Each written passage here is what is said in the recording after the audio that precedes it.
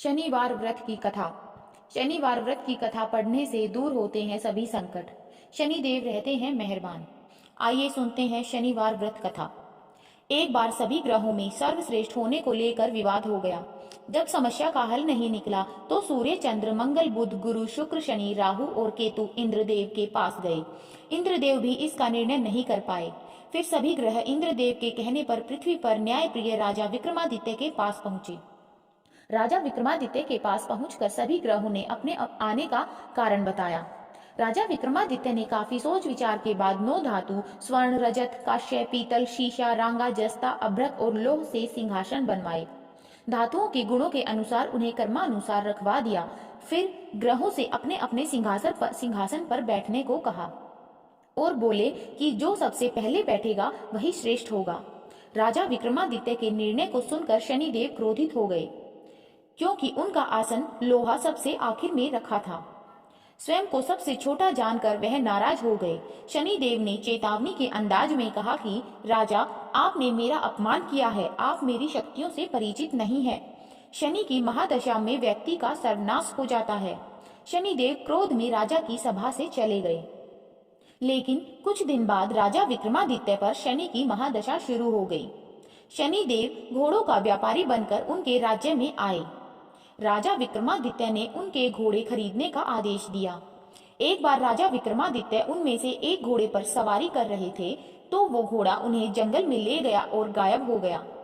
भूखे प्यासे राजा को एक चरवाहे ने पानी पिलाया तो राजा ने उसे अंगूठी दे दी और राज्य में जाने का रास्ता पूछा।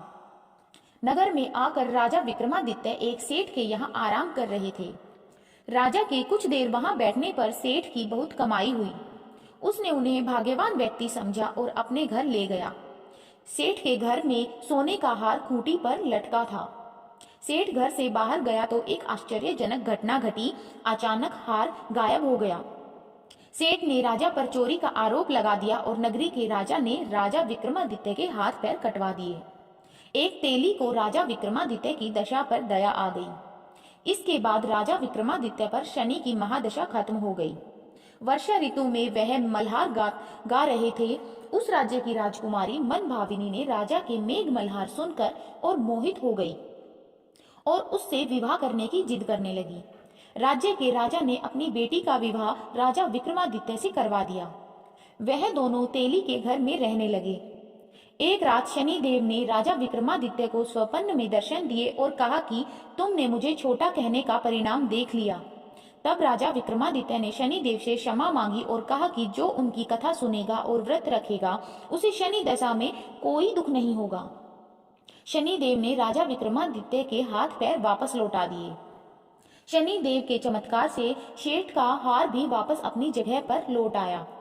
सेठ को जब सारी बात पता चली तो उसने अपनी बेटी श्री कंवरी का विवाह राजा विक्रमादित्य से करवा दिया।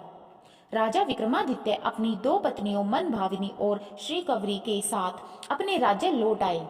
राजा विक्रमादित्य ने पूरे राज्य में घोषणा की कि शनिदेव ही सब ग्रहों में श्रेष्ठ हैं।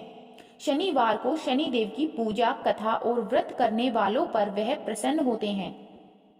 बोलिए शनिदेव भगवान की जय। कहानी अच्छी लगी तो वीडियो को लाइक करें, अपने सगे संबंधियों और दोस्तों के पास ज्यादा से ज्यादा शेयर करें और मेरे चैनल को सब्सक्राइब करना ना भूलें। धन्यवाद। शनिवार व्रत